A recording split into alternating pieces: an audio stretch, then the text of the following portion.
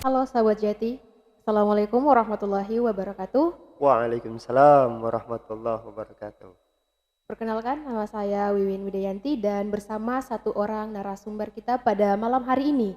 Untuk lebih jelasnya kita akan mempersilahkan kepada narasumber kita untuk memperkenalkan dirinya. Kepada kakak silakan untuk memperkenalkan. Baik, terima kasih host Jati Study Club ya. Ya, betul. Iya, terima kasih. Saya satu kebanggaan diundang di podcastnya JSC yang dekat-dekat ini saya mendapatkan informasi cukup eksis dalam aktivitas mahasiswanya. Ya, Iya, betul sekali. iya. Baik, langsung saja saya perkenalan diri ya. Saya perkenalan diri, nama saya Masfur Al-Habsi.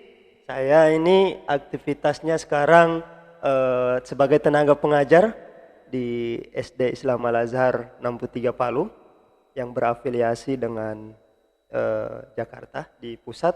Kemudian saat ini juga jadi tenaga pengajar juga di Al Khairat. Jadi Masya Allah. banyak aktivitas yang dilakukan karena saya punya moto hidup khairun nas anfa'uhum linnas. Selagi kita itu berbuat baik bagi manusia. Dan juga ada aktivitas akademik yang saya lakukan, yaitu saya sebagai mahasiswa pasca sarjana UIN Dato Karama Palu, tepatnya jurusan manajemen pendidikan Islam. Jadi mungkin itu saja, atau ada hal lain mau ingin ditanyakan? Iya. Mungkin Iya. dari saya rasa sudah cukup. Oke, untuk tema kita malam hari ini adalah bagaimana kiat-kiat dalam penulisan sebuah jurnal ataupun karya tulis ilmiah. Untuk kakak mungkin bisa dijelaskan kepada kami ataupun penonton. Iya. Saya persilakan. Baik, pada prinsipnya kalau kita bicara terkait tentang menulis ini itu sebenarnya dia adalah habit yang kita lakukan ya, atau kebiasaan yang sering-sering kita lakukan. Karena kalau seandainya itu tidak dijadikan habit, maka itu agak sulit untuk kita mau menulis ya, seperti itu. Yang pertama, kalau ditanya terkait tentang kiat menulis, saya ini sebenarnya tidak juga dikatakan sebagai penulis aktif ya, karena dengan berbagai macam aktivitas di luar, jadi kadang menulis ketika memang ada momen yang saya harus menulis, ataupun memang ada tuntutan akademik yang itu kita lakukan. Jadi yang pertama sebenarnya menulis itu membaca. Karena tidak bisa kita mau menulis secara aktif kalau memang kita tidak aktif membaca. Itu yang terpenting ya, yang harus diketahui. Mungkin dari kakak bisa menjelaskan bagaimana langkah-langkah untuk kita sebagai pemula agar kita mempunyai keinginan. Tentunya dalam langkah yang pertama seperti yang kakak bilang tadi, yaitu membaca. Oke, baik. Yang paling prinsipil itu adalah membaca. Kemudian yang kedua, menulis itu jangan takut salah. Ya. Kalau kita lihat tokoh-tokoh Islam menjadi seorang penulis, contoh Imam Al-Ghazali. Imam Al-Ghazali itu ketika dia menulis, dia tidak berpikir bahwa tulisannya hari itu akan dia baca. Ya.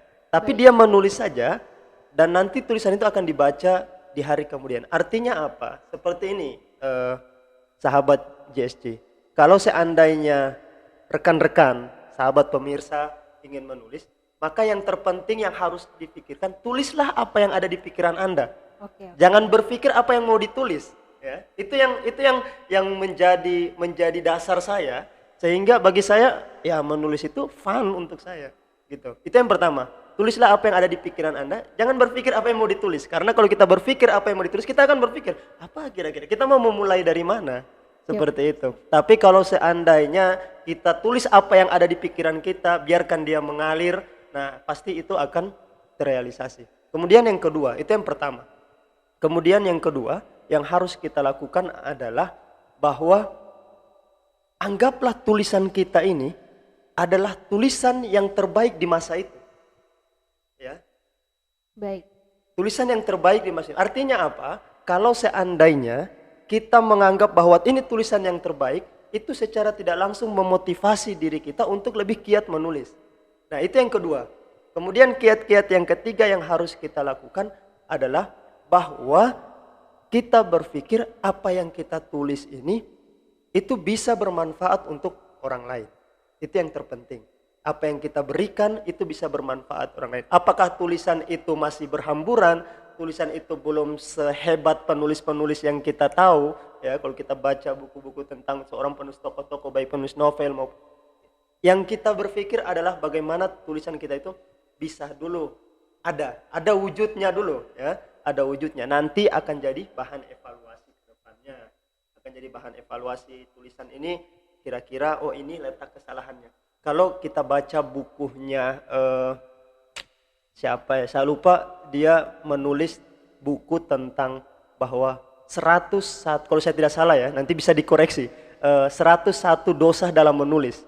Nah, itu buku menarik, dia menulis tentang bagaimana ternyata menulis itu adalah sebuah dosa. Nah, tapi di dalamnya memotivasi kita untuk bagaimana menjadi penulis yang aktif. Seperti itu, host. Oke, terima kasih Kak. Ya. Ada lagi pertanyaan dari saya. Kakak kan sebagai salah satu mahasiswa yang sudah sampai tulisannya itu sudah sampai ke jurnal internasional. Kira-kira Kak, apa saja sih tantangan dalam penulisan karya tulis ilmiah ataupun jurnal sendiri? Apalagi yang kita ketahui bahwa untuk sampai di tingkat nasional saja itu sudah sangat sulit. Begitu saya. Iya, sebenarnya gini ya, sebenarnya jurnal yang ditulis itu sebenarnya kemarin saya tidak punya niat untuk tulis jurnal internasional. Itu sebenarnya, tapi jurnalnya itu jurnal review, ya, bukan jurnal secara utuh yang itu terbit langsung ke internasional. Karena kalau kita bicara jurnal yang terbit ke internasional, Q1, Q2 itu agak sulit. Sekelas doktor, profesor pun itu agak sulit. Nah, saya kemarin itu kemudian terbit, dikirim langsung oleh dosen, jurnal review. Jadi pernah ada tulisan yang direview oleh dosen dan itu tembus ke internasional. Jadi bukan secara langsung jurnal itu internasional, tapi di review. Ada review yang dilakukan oleh dosen, kemudian hasil review itu yang kemudian terbit di jurnal internasional. Saya tidak tahu apakah jurnal internasional yang terbit itu terindeks di Q1 atau bagaimana, itu saya kurang paham karena saya tidak melacak secara detailnya. Tapi alhamdulillah itu sudah menjadi bekal motivasi bahwa bagi saya yang penulis belum aktif, yang masih banyak belajar terkait tentang penulisan, itu bisa minimal bisa direview tulisan-tulisan kita. Seperti itu. Ya. Oke. Untuk saya pribadi, saya kan di sini sebagai pemula, bahkan untuk penulisan jurnal saja, saya mungkin agak sedikit bingung Kak. Mungkin dari Kakak bisa memberikan masukan untuk saya ataupun para penonton kita pada malam hari ini dalam penulisan sebuah karya tulis ilmiah itu. Apa saja sih yang perlu kita perhatikan? Apakah dari segi tata bahasanya, penulisan dalam karya tulis ilmiah itu mempengaruhi sebuah tulisan kita itu memiliki kualitas yang baik atau tidak? Begitu, terima kasih. Iya, sahabat JSG, yang harus diketahui ya, yang harus diketahui bahwasannya menulis ini khususnya di jurnal, adalah yang namanya ilmiah, berarti harus data-data kemudian yang kita sajikan, karena apalagi dia karya ilmiah adalah yang faktual, bukan seperti novel, bukan seperti cerpen, atau bukan seperti opini. Namun hasil karya di dalamnya betul-betul faktual dan juga yang disampaikan di dalam itu tulisan-tulisannya adalah yang punya referensi yang jelas.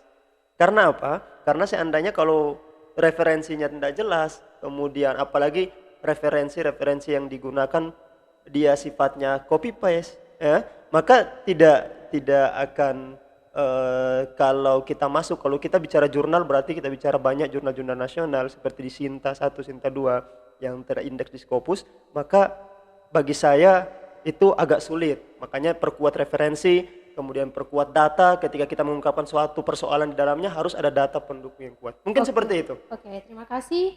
Karena waktu kita juga sudah dibatasi oleh waktu, saya simpulkan bahwa dalam penulisan karya tulis ilmiah itu, terutama kita diharuskan untuk